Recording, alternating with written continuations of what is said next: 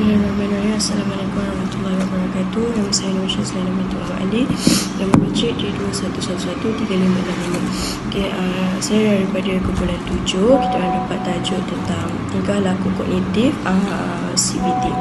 So dalam tingkah laku kognitif ni kita orang ambil tajuk, kita ambil kajian kes berkaitan perbaikan tingkah laku bermasalah kanak-kanak sekolah rendah melalui terapi kognitif tingkah laku.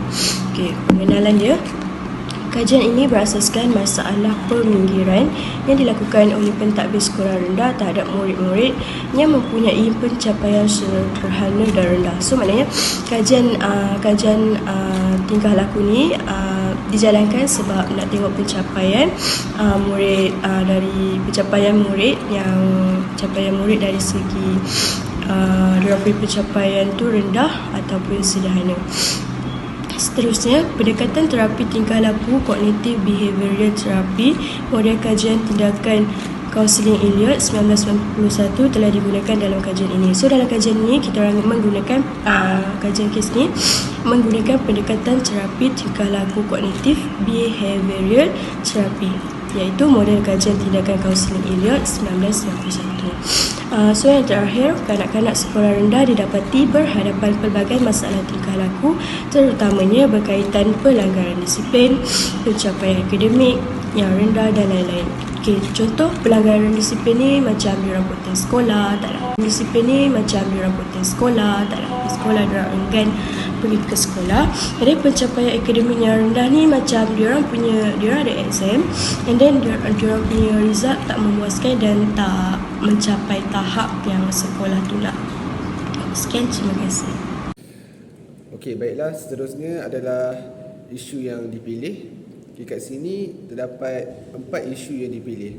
Antaranya isu yang pertama adalah isu tingkah laku disruptif ataupun mengganggu.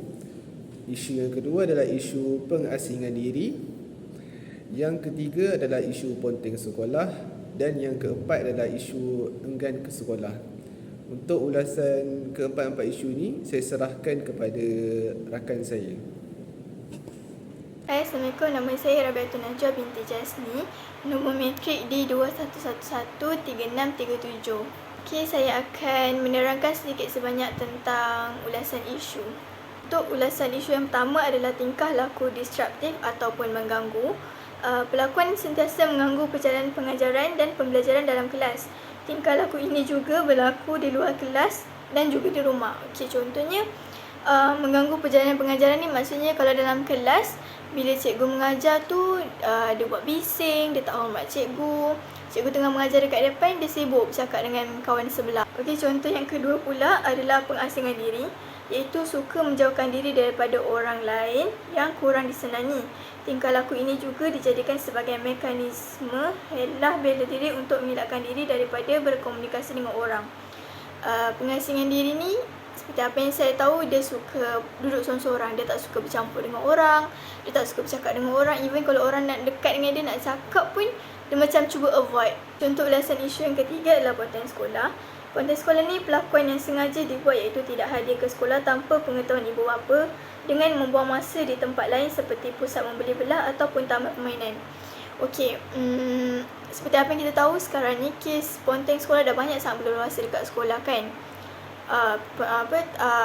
Pergi keluar rumah pakai baju sekolah, tapi bila sampai sekolah je dia tukar baju dekat tempat lain. Lepas tu dia pergi shopping mall ke, dia pergi taman dengan kawan-kawan, macam tu. Okay, ulasan isu yang terakhir adalah enggan ke sekolah. Enggan ke sekolah ni akibat daripada perasaan fobia terhadap sekolah. Kanak-kanak ini berasa bimbang untuk berpisah dengan keluarga dan bimbang meninggalkan rumahnya. Kalau ikutkan enggan ke sekolah ni bukan ikut daripada kanak-kanak je, kadang remaja pun rasa macam ni kan. Contohnya dia macam tak nak pergi sekolah, dia takut mak bapak tinggal dia ke, dia rasa macam kat sekolah tu tak selamat, dia rasa macam dekat rumah je tempat dia selamat. That's why kadang tu dia rasa macam tak naklah pergi sekolah, tak best macam tu. Refleksi kaunselor seperti mana yang telah kita melihat di permasalahan isu. Yang pertama sekali, sebagai kaunselor saya akan menggunakan pendekatan terapi tingkah laku kognitif dalam menyelesaikan permasalahan isu inilah. Yang keduanya, kenapa saya pilih pendekatan terapi tingkah laku kognitif ini? Kerana teori tingkah laku ini adalah sejenis psikoterapi yang membantu pesakit untuk mengenal pasti dan mengubah corak pemikiran yang akan merosakkan atau mengganggu, justru memberikan kesan negatif terhadap pesakit atau klien kita. Okey, sebagai kaunselor saya akan seterusnya lah, sebagai kaunselor saya akan menumpukan kepada pengenalpastian masalah lah, mengubah corak pemikiran yang tidak tepat atau terpesong, tindak balas dan membantu mengawal emosi dan kelakuan. Maksudnya kat sini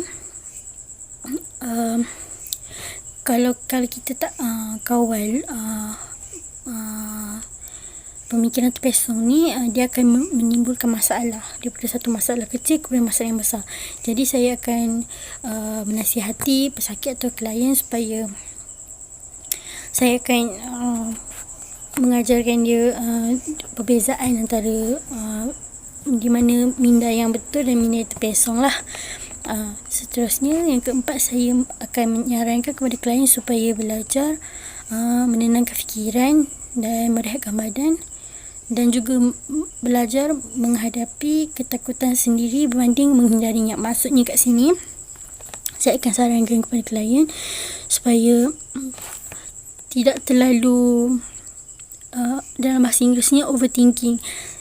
Sekiranya kita terlalu overthinking, ini adalah punca kepada permasalahan isu enggan ke sekolah dan permasalahan isu ponting sekolah. Kerana contohnya pesakit ini, dia ketika dia pergi sekolah, dia akan sering merasakan overthinking. Contohnya macam, kawan ni tidak suka kepada dia, kawan ni tak boleh terima perangai dia, cikgu tu tak suka dia. Jadi saya akan sarankan kepada pesakit supaya kurangkan overthinking itu dengan cara membaca buku atau berkomunikasi dengan rakan-rakan tersebut dan berkongsi masalah itu dengan rakan-rakan. Contohnya macam dia menjelaskan, saya berasa seperti ini, saya merasakan bahawa awak tidak suka kepada saya. Mungkin rakan itu akan memberi kerjasama dengan, tidak, saya suka kawan awak. Jadi bila ada komunikasi kat situ, kita dapat menyelesaikan isu enggan ke sekolah dan putus sekolah kerana tiada lagi permasalahan kurang keyakinan di situ.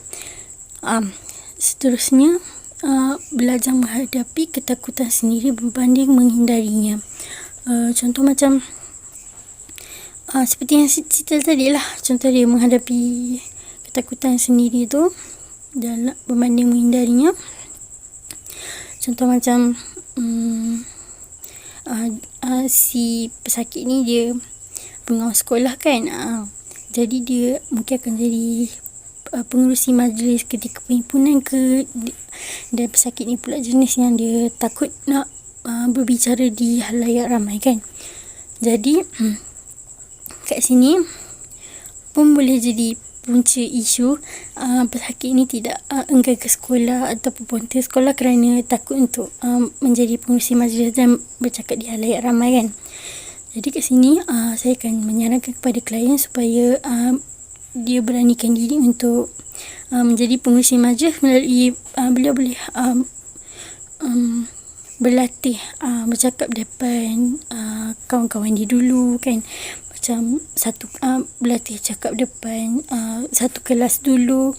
Nanti bila dah lama-lama berlatih ni, pesakit akan terbiasa. Jadi pesakit ni akan mula berani, macam telah cerita dia. Jadi itulah refleksi saya sebagai kaunselor, refleksi kaunselor dalam kajian kes ini. Sekian, terima kasih. Untuk part saya yang terakhir, saya ambil part rumusan. Secara umumnya, teori tingkah laku kognitif CBT ni merupakan salah satu langkah atau rawatan yang berkesan bagi menyelesaikan permasalahan isu ini. Dan yang kedua pula, kaunselor dapat membantu klien dalam menyelesaikan masalah gejala sosial sewaktu persekolahan.